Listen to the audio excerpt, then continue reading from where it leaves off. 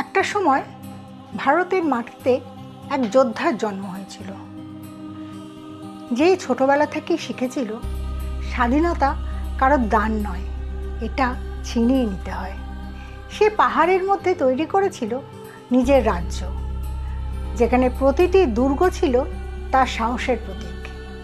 শত্রুরা ভাবত ওকে ধরা অসম্ভব, কারণ সে কখনো সরাসরি যুদ্ধ করত না, বরং রাতের অন্ধকারে বুদ্ধি আর কৌশল দিয়ে আঘাত করত। একদিন সে শত্রুর রাজপ্রাসাদে ঢুকে পড়ল সাধারণ অতিথির ছদ্মবেশে, আর তারপর এমন আঘাত করল যা ইতিহাসে আজও বিস্ময়।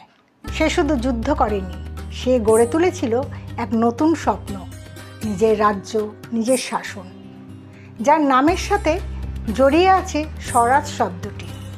যিনি পাহাড়ি দুর্গের রাজা নামে পরিচিত, যিনি গেরিলা যুদ্ধ কৌশলের মাস্টার, আর যার গল্প আজও সাহস শেখায়। বলো তো আমি কার কথা বলছি? কমেন্ট করো, জানাও দেখি। এমন আরও অজানা ইতিহাস জানতে আমাকে ফলো করো। আমার উত্তর থাকলো ভিডিওর শেষে।